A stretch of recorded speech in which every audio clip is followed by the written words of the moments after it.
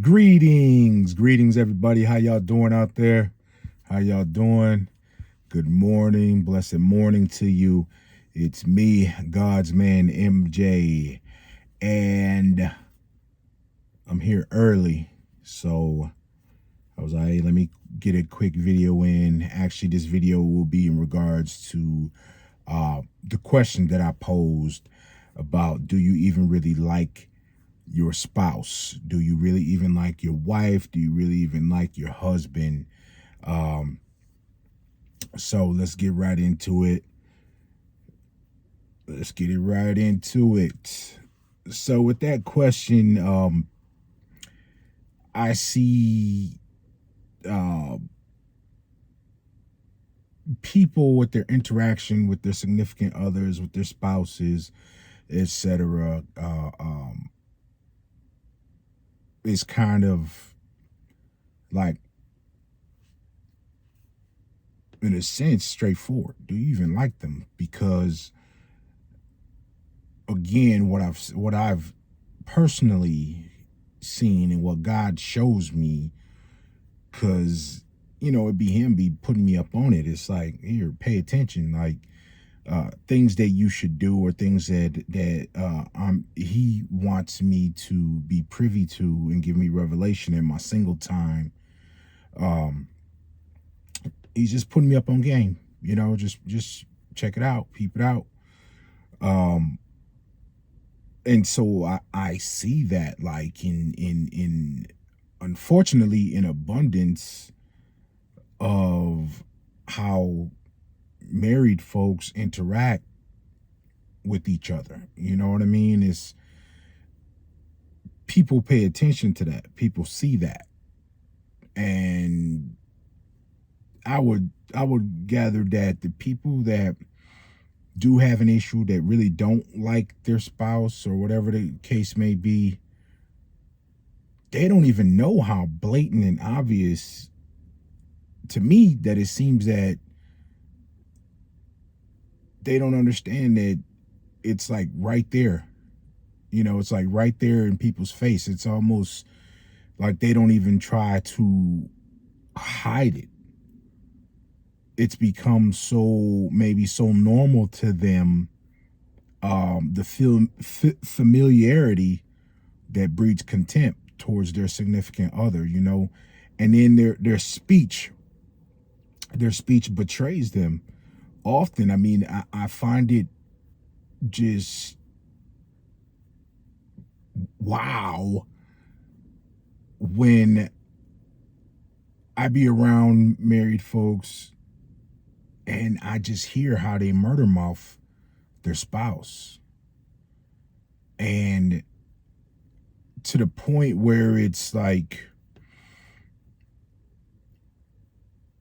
they have nothing, really, like next to nothing to say good about their significant other when their significant other's not present. And again, I'm not saying all married folks don't trip. I'm talking about the ones that they obviously don't care. They just don't like them. Okay, and again, these may be some people that have been married for 10 plus years, so that lovey-dovey may have worn off, or whatever the case may be, whatever excuse they need, whatever excuse you feel like giving them. But at the end of the day, when someone just blatantly just like,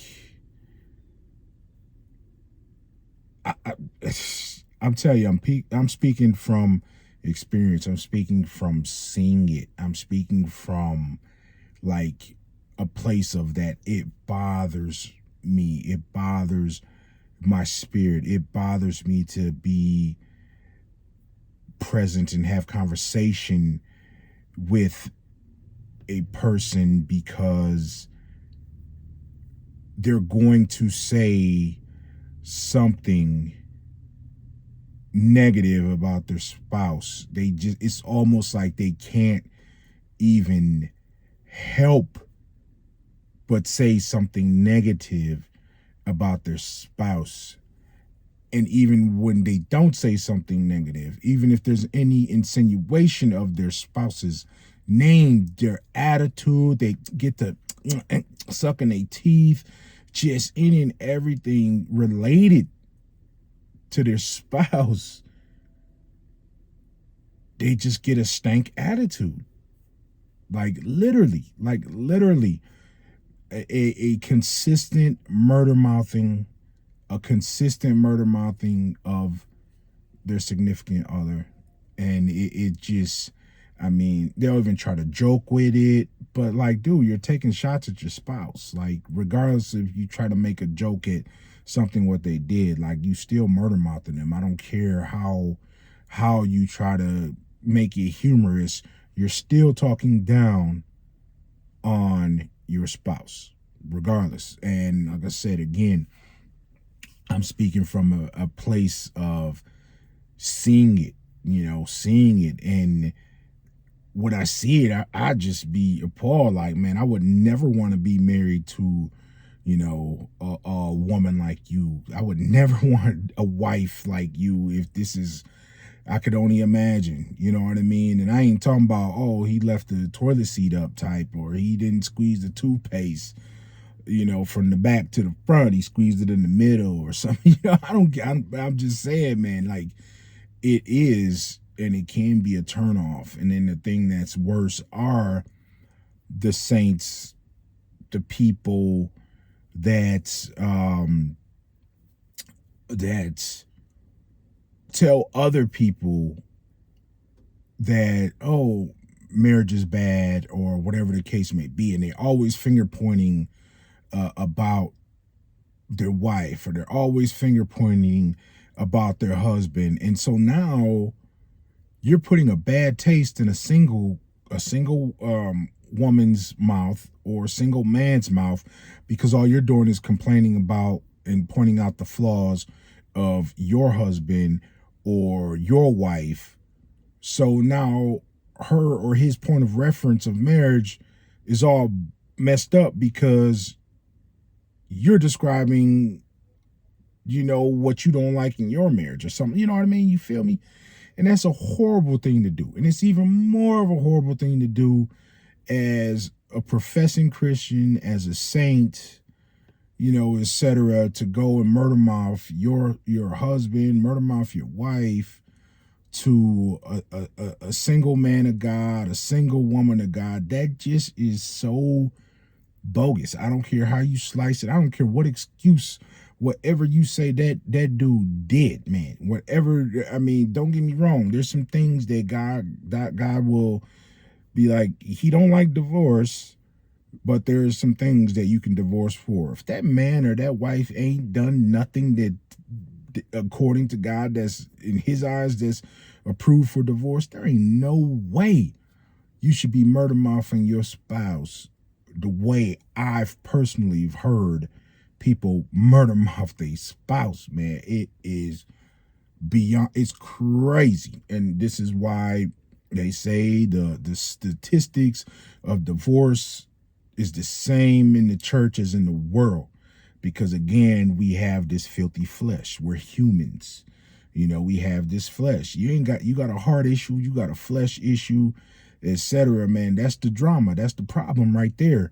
You know what I mean? So you got to check yourself, man. You got to hit an altar like extra hard. If you've been married for 10 plus years and you talking greasy about your spouse to other people, and I hear it, I'm telling you by experience, because then these people come to me with, oh, marriage ain't this, sister such and such said this, brother, like, or brother boo boo, like, man, what they got to do with you and your marriage? So why are you listening to her or to him because his wife did this today that irritated him? So now you gonna be the judge and the jury and say God messed up when he created marriage? Like, God got it wrong when he designed marriage? Like, is that where you at with it? Like, come on, man, that's nonsense. You need to fall back all the way off of that, like, for real. And unfortunately, people do it, and I've seen it. Like, trust me, like this I ain't even. This video is long overdue. I should have probably did this video like 3, 4, 5 years ago, like easy, because it's like that, and it's like, Lord, when he give me the revelation of why, like, Lord, why are you allowing me to witness this? Why are you? What is in it for me? What is it? What am I? What am my takeaway when I see spouses do these things to each other? You know what I mean? When they just outright, like, they don't like each other, man. Like, they don't like each other, and it's crazy to me. It is so crazy to me, you know, in that realm. So if you're one of those people, I mean, you got to really ask yourself, like, do I even really like my spouse? Like, listen, like I said, they murder mouth them so much they don't even know that they talking bad about them. Like, for real, like, y'all don't even know, y'all, because it becomes so common and so normal to them over the years. Again, as they say, that familiarity breeds contempt. And if your spouse has done something to you you didn't like, you're holding on to that bitterness, etc. There's an awesome book by that I read called The Bait of Satan. And it's by John Bevere, The Bait of Satan. And that's what it pretty much was about. It was like how we hold on to bitterness and unforgiveness in our hearts towards people, towards loved ones, and that defiles the spirit. And then it spoke about the spiritual connection of how it defiles the body and makes the mind, the mentality break down.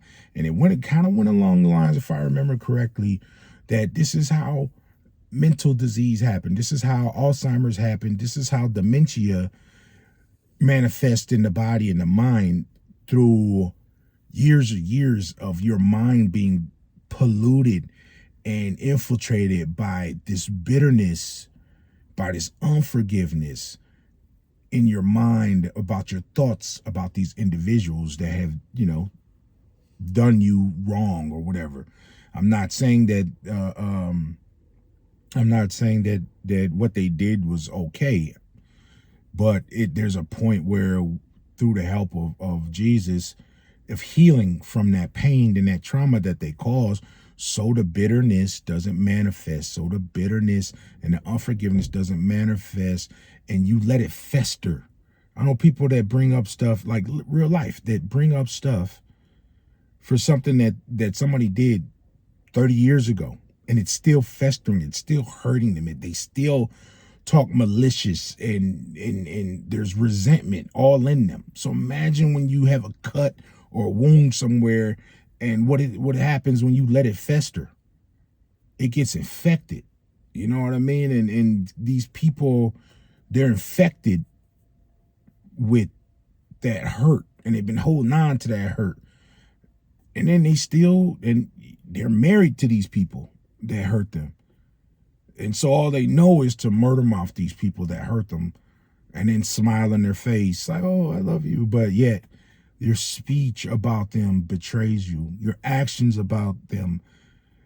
I can't even tell you real life of working in blue collar jobs and hearing, these construction worker type guys just, try to talk tough and talking about blickety blick, calling a wife blickety blick, this blickety, like, dude, that ain't cool. To me, you the fool, because you married her. Like, you're still with her. Like, you're a representation of her. And this is how you talk about her behind her back to some other men that's talking greasy about their wives, calling their wives out of their name, behind their back. Hey, who knows? Maybe their marriage is so dysfunctional that he probably do call her that to her face. Who knows? But either way, it's not a look. It's not a good look. Either way, how you slice it, man, you a clown. Like, you a clown. You a clown. And if you go through your marriage and you and your spouse, both of y'all, your wife and you are like that, y'all both clowns. Period. Y'all both clowns for being that way. And it's so, and you got kids, and your kids see that, and they're going to normalize, oh yeah, it's okay to cuss out your wife in front of the kids because my mom and dad did it, and woo, woo, woo. All that nonsense, man.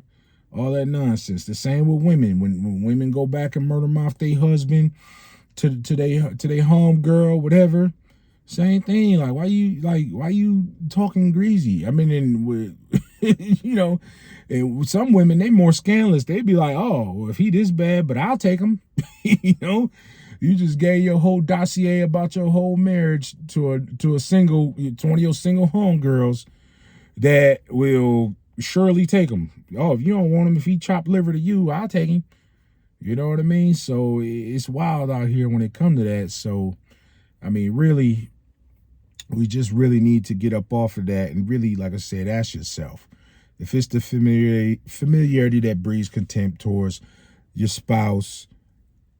We need Jesus in all of that because we know marriage is the first institution. We know the symbolism of it, of what it represents as we bring the bride and Christ. Y'all know what it is from the get-go. I ain't even got to tell you. He didn't get it wrong. God did not get marriage wrong. He did not.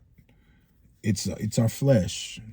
It's our heart issues. It's our issues. It's unfortunately maybe our upbringing, what we saw in relationships or what we didn't see, because there was a man that was absent and all you were raised around were women or whatever. I mean, we just got to get up off that. And especially as saints, there's so many saints that I've seen that just by the consistent words that come out of their mouth, it's like, dang. And someone that sees that is like, dang, why they even married? How did they even get married? Oh, it was the typical human side of the romanticism and listening to everybody else get married. And they did it, and then now that shine wore off in the marriage. And now there's flesh, and now you didn't fall in love with the character of the person. You just, I don't know, felt like I'm alone, I gotta get married, or this person said, oh yeah, that's your husband over there, or this your wife, or oh, I think you guys will make a cute couple. Your elders said it, maybe even your pastor, the bishop, and not at one time did God say it, so it's like, dang, why? But now it's like, you got to deal with it. And then you have so many people in counseling, marriage counseling, like straight out the gate. Like, come on, man. Like, that's where you got to keep Jesus in the middle of that marriage, man. He's the glue.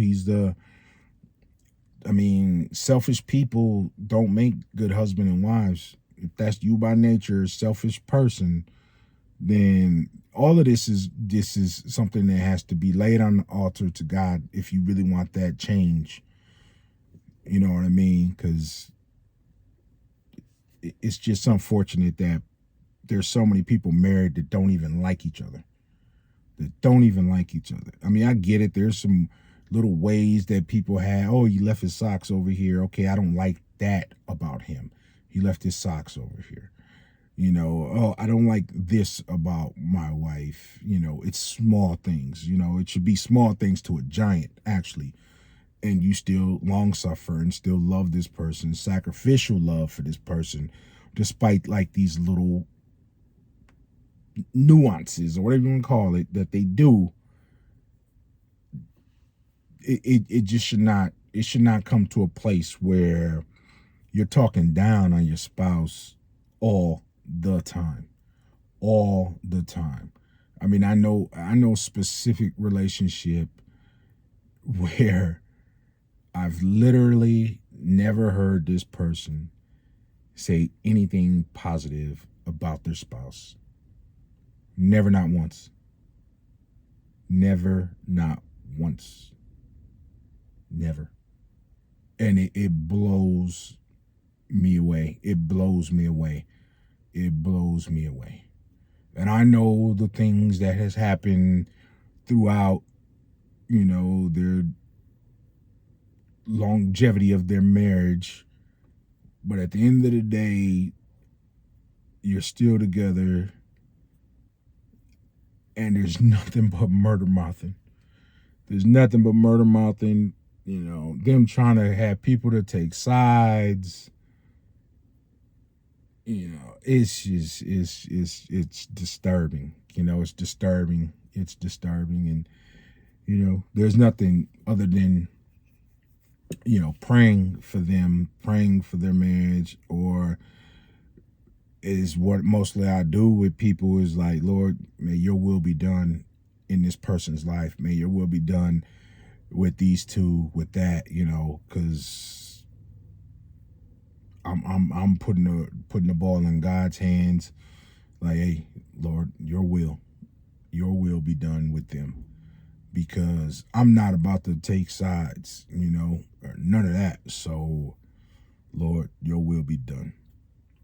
So, again, ask yourself, you're married, do you really like your spouse? Do you really like them? Or if you're single and there's someone you looking at, I mean, I'm single and this is what I do. I peep out people, women, and be like, can I really see myself long suffering for this person, sacrificing for this woman? Woo, woo, woo. Just after everything that God has revealed to me about her and has shown me about her, or what she has shown me about her consistently, for real, is she worth it? Like, is she worth me putting up with her? And women, they should ask that about me. You know what I mean? For real. You know, is MJ worth it? Is MJ worth me submitting to, etc.? And this is where you had those talks with God about the person. Like, God, show me them. Show me this person. Show me her. Show me him. You know what I mean? Don't be no sucker. Don't be just listening to anybody about, oh, you should marry her, or you should marry him, and ooh, oh, y'all make a cute couple. Like, family, trust me, I didn't, for whatever reason you may think, for somebody, all these, you know, there's a gang of matchmakers in your church, trust me. For whatever reason, what makes you think that? What makes you think that me and her, or him and her, what makes you think that? You know, did God tell you that? Did God show you that? Are you being a messenger from God? You know, or are you just, most times, man, from what I've seen, they're reacting and talking from their flesh. Like, for real. Like, they're not really talking from you know, the spirit that, you know, this is godly. This is, you know, here comes some heavenly confirmation. This is, no, most of the time, from again, from my experience, it's these people's flesh to say, oh, they make a cute couple. Trust me, I've been, come on now. You know, I didn't had enough people try to match make me, where it was like, and it's like, why? Oh, well, she like Christian rap music and you're a Christian rap artist, so to me, so like, that's just one thing. Like, so, like, come on now, you better come deeper than that. You better come deeper than that, because I know my experiences. And real spill, I've had some women that, oh yeah, you make a cute couple. I've had plenty of them in the past. But when God show you, or when it don't happen, and then when you see what it is, now it's like, dang, thank you, Lord, for protecting me, saving me from her, and from her, and from her. You know, because on the surface, and when you get caught up with your flesh, everything seems sweet. You know, everything seems sweet, but that's from a place in your flesh. And then when the bottom fall out, and trust me, I'm telling you from experience, I've been married, and when the bottom fall out, like, dang, what happened to you? Like a light switch. You're not even close to the person that I was in love with, that I married. Who are you? You're an imposter. Like, what happened to you? Those real life experiences, like, dang, was you always this way? You just been wearing a mask. But you know what? You let God came in and knocked the mask off. Like, let me show you her. For real. For real, for real. And it was like, dang. Like, dang. Whew. But, you know, that's what I'm saying. You just, I never want to be in that place where you be with somebody and you don't like them. And all you do is you're tormenting yourself, you're anguished, you're stressing yourself out, because if you're really right, you know, like, dang, I shouldn't be feeling this way about my spouse. I shouldn't always think negative about my spouse. And the only time you ain't thinking negative is if she's doing something pleasing to you, you know, whether it's intimacy or you know, something of that nature. And when she ain't doing that, or if he ain't doing that, then you back have a stank attitude towards him. You back murder mouth him. You know what I mean? So it's a lot of that, unfortunately. It's a lot of that, unfortunately. And again, you know, I knew it existed in the world when I was in the world, but to see it exist in the church, it's like, dang, fam. You know, that's like, whoa. And again, it's like, all right, well, yeah, these saints, they're human too. So they got issues too. But, you know, when you got that word, or like I said, a professing Christian to be Christ-like, I just feel there's no way that you should still be like that towards your spouse. I mean, if you had issues coming into your marriage from past trauma, okay, I get that.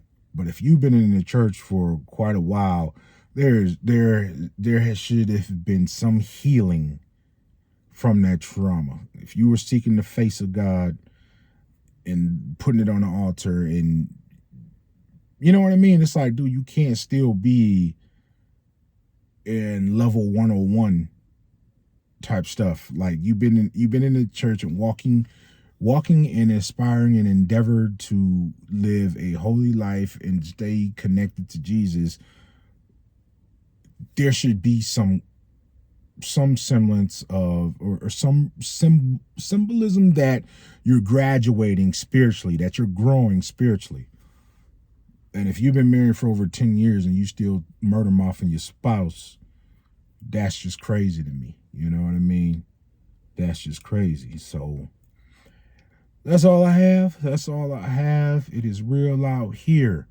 It is real out here when it comes to relationships. And God knew that it has to happen to grow us, that there has to be these hardships. There has to be something uncomfortable in us to help grow us. And he uses the closest people to us, spouses, family, relatives, for us to change our character. Like, again, when I see this stuff, when God shows me this stuff, it's like, what is in it for me, Lord? What do you want to teach me? What do you want to show me? What can I learn from what you're showing me? You know, it's never a finger pointing like, oh, this ain't for me, this is for them, I'm just sharing this. Everything I do is pretty much a note to self. You know what I mean? And again, like, don't let me be the person that someone has to put up with. You know, let me be lovable to people. You know what I mean? And checking myself, doing those self audits. Like, I got to stay lovable to people. I don't want to be a jerk to people. You feel me? So that's all I have. I love y'all. It seems like my people are here now. So we're going to go handle this. Business. All right. God bless y'all. Please subscribe, share, and feel free to give me your comments on this. Really, I appreciate it. All right. Love y'all. Have a beautiful and blessed day. And remember, Jesus is King.